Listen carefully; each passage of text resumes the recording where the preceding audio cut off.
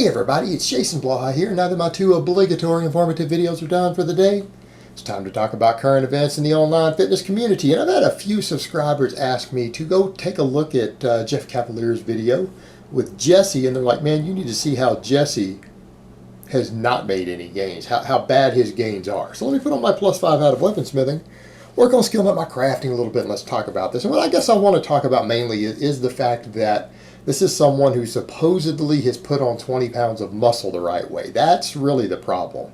I went and looked at the fitness test. It was basically a video to see how you stack up in fitness against Jesse. And he was using the Army's new fitness standard. And I'm going to be fair on certain things. I will be the first to admit that Jesse's conditioning is great. Let's give credit where credit is due. Before I start ripping into some of this, I do want to give credit where credit is due. The guy's conditioning is good. He's run a 2-mile run in less than 12 minutes. All right, that means a pair of sub 6-minute miles back to back. All right, I personally am of the opinion that a 6-minute mile, as far as conditioning goes, is a pretty good standard to say, hey, this is a person with fantastic conditioning. I mean, you're a good runner when you can break a 6-minute mile. Right, and I used to be a runner. I was a distance runner at one time.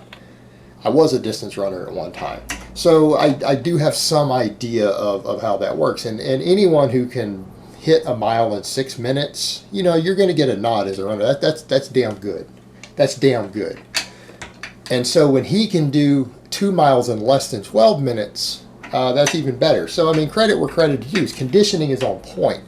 The problem we have, though, is that, Jeff came in and considers himself to be a strength and conditioning coach. He talks about needing a balance between the two to make someone truly fit.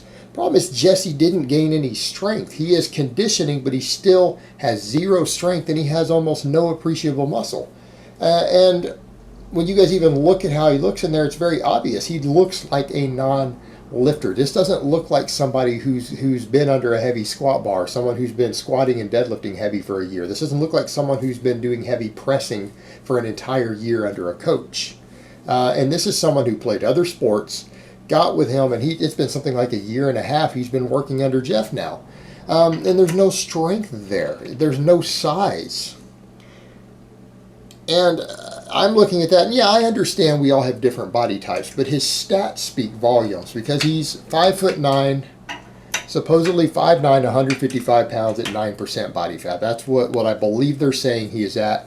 That's something in the range of 140, 141 pounds of fat-free mass at 5'9". That's really low. That's really low, guys. For someone who lifts. In other words, I mean, if you ask me, because I'm the same height, I'm 5'9" also, I'm the exact same height. So if someone were to ask me, what do I think of as the average guy who's just started in the gym at a healthy body fat, what would they be? I would say, I don't know, 160, 165, 15% body fat at that height. That's just the number it would pop into my head.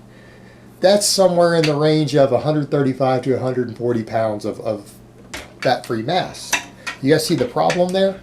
He is something like 1 to 6 pounds of fat-free mass over what I would consider like a non-lifter, who's average, not necessarily sedentary, but a non-lifter walking into the gym at that height. That's just, maybe I'm wrong, maybe my numbers are skewed. But the same thing, I look at the body weight and the size and everything, and it shocks me. And again, I know we all have different frames. But when I was a distance runner, keep in mind, I was the same height I am now, 5'9", I was running marathons weighing 170, and I was not a lifter.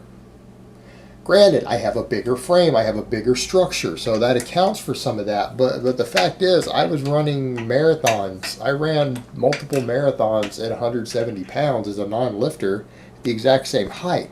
And so for me to to see that, it just kind of, And then I look at his numbers, it's like a 300-pound deadlift after a year and a half, and I'm like, I was 5'9". I started as a distance runner, and I think by the time I had been training about as long as he has, and I'm not a genetically gifted specimen. I'm not the epitome of athletic genetics. But I went from marathon running to lifting, and I think about the point he was at, I was squatting 400 plus, deadlifting 500, and had put on about 20 pounds also. So I look at this and go, how do you train for a year and a half under a strength and conditioning coach and have a 300-pound deadlift. I just don't get it. And it's not even an issue of bulking up because he supposedly gained weight. And I mean, again, he's under the care of a good coach.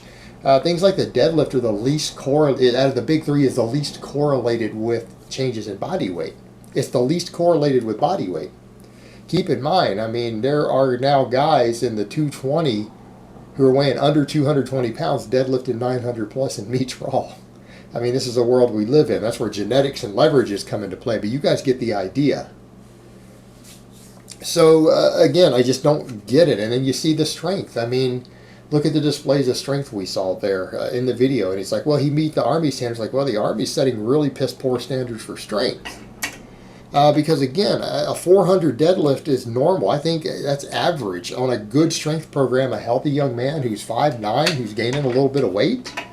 To get up to a 400 deadlift at the end of your first year, I think is reasonable. I say that. Most guys I've seen can do that. Ripto and all those guys with their program say that's normal for people on their free program. That's what they see day in, day out. So you've got to wonder, after a year and a half, the deadlift is where it's at. And people say, well, didn't he pull this 365 and beat the Army standards on that trap bar? Okay, guys, a high handle trap bar, it's not uncommon to be able to pull 100 pounds or more over your conventional deadlift. All right? If you guys don't believe me, you guys remember, go look at Alpha Destiny. I'm not going to make fun of him here. Go look at Alpha Destiny. Remember when he made that big display of pulling 700 pounds with a high handle trap bar? Everyone remember that? And everyone's, oh man, that's amazing. He could deadlift 700. Then when he went and tried to do on camera a sumo deadlift with straps, mind you, he failed 585. Now, he claims he got it, but everyone looking knows he couldn't lock it out at the top. He failed the lock. He couldn't actually, he wasn't strong enough to lock 585 at the top after pulling it off the floor. So he was a sub 585 deadlifter. His max deadlift was probably 550 at best. But he pulled 700 with a high handle trap bar. See the gap? So we kind of come back at that point of when they say, well, Jesse's a 300-pound deadlifter. I believe that. Because a 365 for 3 high-handle trap bar, when you go throw that on a regular barbell, pulling at regular height off the floor, is probably a 300 deadlift. You know, that's not unreasonable when you look at how much leverage advantage and reduced range of motion and the change in the moment arms involved with that high-handle trap bar. You're going to be a lot stronger on it. You're going to be a lot stronger on it. It's normal. You should be a lot stronger on it. In other words, again, in some cases, over 100 pounds difference. A few rare individuals, it's as high as like 200. Like, look at Bugenhagen. I think he pulled something crazy like an 800-pound high-handle trap bar at one time.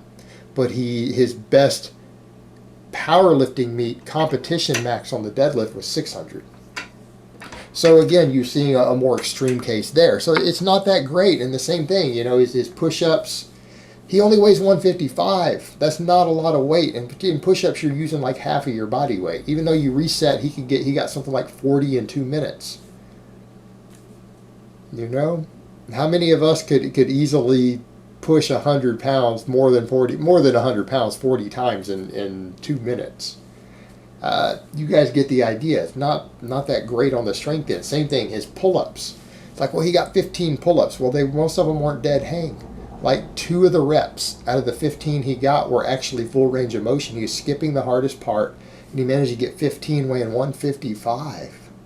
Plug that into like what a max would be. You know, you could do percentages. You could figure out about what his max would be.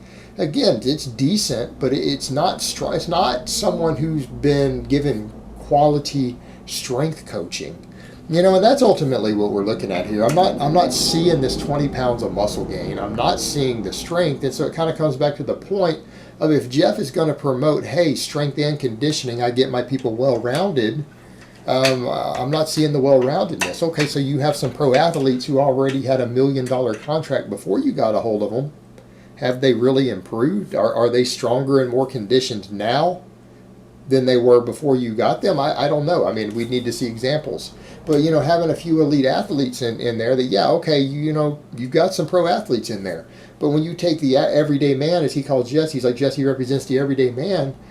You've been strength training him for over a year. Where's the strength? If he gained 20 pounds of muscle, where's the muscle? He's at 141 pounds of fat-free mass according to your calculators. You're telling me this guy had 120 pounds of fat-free mass starting out? That's ridiculous. I mean, that's someone with an eating disorder at that point. At 5'9", it blows my mind.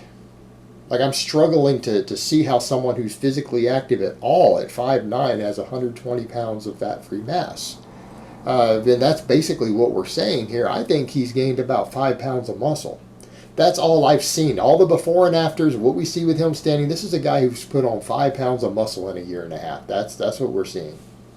Realistically, he's still at an average novice level. He is a novice level beginner lifter, and quite frankly, most guys with good training after 6 months in the gym would be stronger than he is on a good program.